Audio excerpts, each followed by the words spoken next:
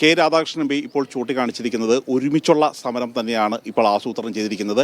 അതുകൊണ്ട് പാർട്ടികൾ രണ്ടായിട്ട് സമരം ചെയ്യുന്നില്ല. വലിയൊരു സമരത്തിൻ്റെ തുടക്കമായിട്ട് തന്നെ ഇടതുപക്ഷവും വലതുപക്ഷവും, അതായത് BJP അംഗമായിട്ടുള്ള സുരേഷ് ഗോപി ഒഴികെയുള്ള എല്ലാ അംഗങ്ങളും, Kerala Congress, RSP, Congress, CPM, CPI എല്ലാ അംഗങ്ങളും ഒരുമിച്ച് ഇന്ന് പാർലമെൻറ്റിൻ്റെ മകരദ്വാരത്തിൽ പ്രതിഷേധിക്കാമെന്നാണ് പറഞ്ഞിരിക്കുന്നത്.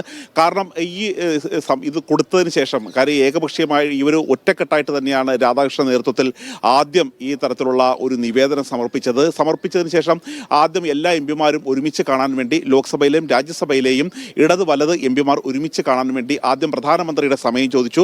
പക്ഷേ പ്രധാനമന്ത്രി 2 ദിവസം കഴിഞ്ഞപ്പോൾ പ്രധാനമന്ത്രിയുടെ ഓഫീസിൽ അറിയിച്ചു, ഇത് പ്രധാനമന്ത്രി സംസാരിക്കേണ്ട കാര്യമല്ല, ഇടപെടേണ്ട കാര്യമല്ല, ഇത് ആഭ്യന്തര വകുപ്പിൽ ഇടപെട്ടാൽ മതി എന്നുള്ളൊരു കാര്യമാണ് അറിയിച്ചത്. അതിനനുസരിച്ച് തന്നെയാണ് അമിത്ഷാ ഒരു സമയം അനുവദിച്ചിരുന്നു. ആ സമയത്താണ് കേരളത്തിലെ എല്ലാ എംപിമാരും ഒരുമിച്ച് ഈ നിവേദനം കൊടുത്തത്. അതിനുള്ള ഒരു ഔദ്യോഗികമായി പോസിറ്റീവായിട്ടുള്ള ഒരു മറുപടി നൽകിയിട്ടില്ല. മറിച്ച് പ്രിയങ്ക ഗാന്ധിക്ക് 2 ദിവസം കഴിഞ്ഞപ്പോൾ അമിത്ഷാ ഒരു കത്ത് നൽകിയായിരുന്നു ഉണ്ടായിരുന്നത്. ആ കത്തിൻ്റെ അവസാന പാരഗ്രാഫിലാണ് ഒരു കേരളത്തെ കുറ്റപ്പെടുത്തി കേരളത്തിൻ്റെ എസ്റ്റിമേറ്റ് ഉൾപ്പെടെയുള്ളവ കൃത്യമായി നൽകിയത് നവംബർ മാസത്തിൽ മാത്രമാണ്, നവംബർ 2nd വീക്കിൽ മാത്രമാണ്, 2ാമത്തെ ആഴ്ചയിൽ മാത്രമാണ് നൽകിയിരിക്കുന്നത്. അതുകൊണ്ട് ഇത് പരിശോധിച്ച് നടപടികൾ എടുക്കുകയാണ് എന്നുള്ളൊരു കാര്യമാണ് പറഞ്ഞത്.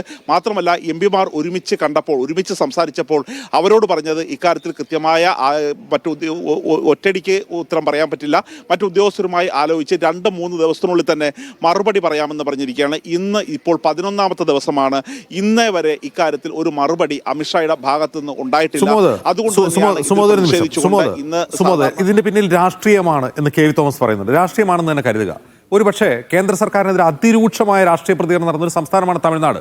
അവരോട് കാണിക്കാത്തൊരു സമീപനം, അത്ര രൂക്ഷമായി കേന്ദ്രത്തോട് പല കാര്യങ്ങളും പ്രതികരിക്കാത്ത, കുറെ കൂടി നയപരമായ കാര്യങ്ങൾ എടുക്കുന്ന കേരളത്തിലെ സർക്കാരിനോട്, കേരളത്തിലെ ജനങ്ങളോട് ഇത് കാണിക്കുന്നത് എന്തുകൊണ്ടായിരിക്കും സുമോദ്? ഇത് പ്രധാനമായും ആദ്യം തന്നെ കേരളം മുഖ്യമന്ത്രി ഒരു റിമൈൻഡർ കൊടുത്തു. അദ്ദേഹം നേരിട്ട് പ്രധാനമന്ത്രി വന്ന് കണ്ടു. ആ സമയത്ത് തന്നെ ആദ്യത്തെ കന്നിപ്രസംഗത്തിൽ തന്നെ ഈ വിഷയമാണ് പ്രധാനമായും പ്രിയങ്ക ഗാന്ധി ഉൾപ്പെടുത്തുന്നത് എന്നുള്ളൊരു വാർത്ത ഡൽഹിയിൽ വ്യാപകമായി പരന്നിരുന്നു. ആ സമയത്താണ് കേരളത്തിൻ്റെ പ്രതിനിധി കെ വി തോമസിനെ നിർമ്മലാ സീതാരാമൻ അങ്ങോട്ട് വിളിച്ചിട്ടാണ് ഉടനടി ഇക്കാര്യത്തിൽ കാണണം എന്നാവശ്യപ്പെടുന്നത്. അദ്ദേഹം കേരളത്തിലേക്കുള്ള ഫ്ലൈറ്റ് ടിക്കറ്റ് എടുത്തിരുന്നു. അത് റദ്ദാക്കിക്കൊണ്ടാണ് ആദ്യം കെ വി തോമസും നിർമ്മലാ സീതാരാമനും കൂടിക്കാഴ്ച നടത്തിയത്. ആ സമയത്ത് തന്നെ പ്രിയങ്ക ഗാന്ധി ആവശ്യപ്പെടുന്നതിന് മുമ്പ് തന്നെ ഇക്കാര്യത്തിൽ ഒരു നടപടി ഉണ്ടാകണം എന്നുള്ള ഒരു നീക്കത്തിലായിരുന്നു ധനവകുപ്പ് നടത്തിയിരുന്നത്.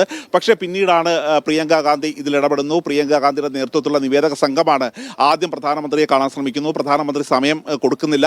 അതിൻ്റെ അടിസ്ഥാനത്തിലാണ് അമിത്ഷയെ കാണുന്നത്. അപ്പോൾ സ്വാഭാവികമായും BJP ഇതിനകത്ത് കരുതുന്നത് ഇത് പ്രിയങ്ക ഗാന്ധി ഇടപെട്ട് ഒരു ഫണ്ട് കേന്ദ്രത്തിൻ്റെ ഫണ്ട് പിടിച്ചു വാങ്ങും എന്ന തരത്തിലേക്ക് ഒരു പ്രതീതി ജനിപ്പിക്കാതിരിക്കാൻ വേണ്ടി നീട്ടിക്കൊണ്ടുപോവുകയാണ് എന്നുള്ളൊരു കാര്യമാണ് ഇവിടെ രാഷ്ട്രീയ നിരീക്ഷകർ നമ്മളോട് പങ്കുവെക്കുമ്പോൾ അവർ ചൂണ്ടിക്കാണിച്ചത്.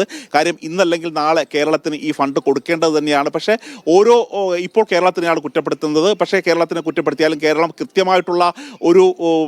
കൃത്യമായിട്ടുള്ള എസ്റ്റിമേറ്റ് തന്നെയാണ് നൽകിയിരിക്കുന്നത്. ഇതുകൂടാതെ ഇപ്പോൾ രാധാകൃഷ്ണൻ മാധ്യമങ്ങളോട് പറഞ്ഞപ്പോൾ മറ്റൊരു പ്രധാനപ്പെട്ട കാര്യം കൂടി പറഞ്ഞിരുന്നു. കാര്യം അപകടത്തിൽ ഈ ഒരു പ്രകൃതി ദുരന്തം ഉണ്ടായപ്പോൾ പലരുടെയും ശരീരഭാഗങ്ങൾ ഛിന്ന ഭിന്നമായിട്ട് തന്നെയായിരുന്നു നദിയിൽ ഒഴുകിക്കൊണ്ടിരുന്നത്. ഇതിൻ്റെ DNA ടെസ്റ്റ് നടത്തിയത് കേന്ദ്രം നേരിട്ട് നടത്തുന്ന രാജീവ് ഗാന്ധി ബയോടെക്നോളജി സെൻ്ററാണ്. അവർ പോലും ഇപ്പോൾ കാശ് ചോദിച്ചിരിക്കുകയാണ്. ഇത് വേണമെങ്കിൽ കേന്ദ്രത്തിന് തന്നെ ഇളവ് ചെയ്ത് കേരളത്തിനോട് ഈ ഒരു അമിതഭാരം ഒഴിവാക്കാമായിരുന്നു. പക്ഷേ ആ തരത്തിലുള്ള ഒരു ശവശരീരത്തിൻ്റെ ഭാഗങ്ങൾ പരിശോധന നടത്തിയ അതുപോലും കേരളത്തോട് ചോദിച്ചുകൊണ്ട് കേരളത്തിനോട് വലിയ തരത്തിലുള്ള ഒരു വിരോധം തീർക്കുകയാണ്. അതുകൊണ്ട് ഒരു കാരണവശാലും ഇത് അംഗീകരിക്കില്ല. കേരളത്തിനുള്ള തുക പിടിച്ചു വാങ്ങാൻ വേണ്ടി ഇടത് വലത് പക്ഷ എംപിമാർ ഒറ്റക്കെട്ടായി സമരം ചെയ്യണം എന്നുള്ള ഒരു തീരുമാനം എടുത്തതിനെ തുടർന്നാണ് ഇന്ന് രാവിലെ 10:30 പാർലമെന്റ് വളപ്പിൽ 11 മണിക്കാണ് സമ്മേളനം ആരംഭിക്കുന്നത്. അതിനു മുമ്പായിട്ട് തന്നെ ഇടത് എംപിമാരും വലത് എംപിമാരും ഒരുമിച്ച് സമരം ചെയ്യുന്നത്. ശരി, ഡി ധനസുമതാണ് വിവരങ്ങൾ നൽകിയത്. ഏതായാലും കേരളം ഒറ്റക്കെട്ടായി കേന്ദ്രത്തിന്റെ ഈ സമീപനത്തിനെതിരെ രംഗത്തെത്തി രാഷ്ട്രീയ ഭേദമന്യേ എന്നുള്ളതാണ് ഇന്നത്തെ പ്രധാനപ്പെട്ട വാർത്ത.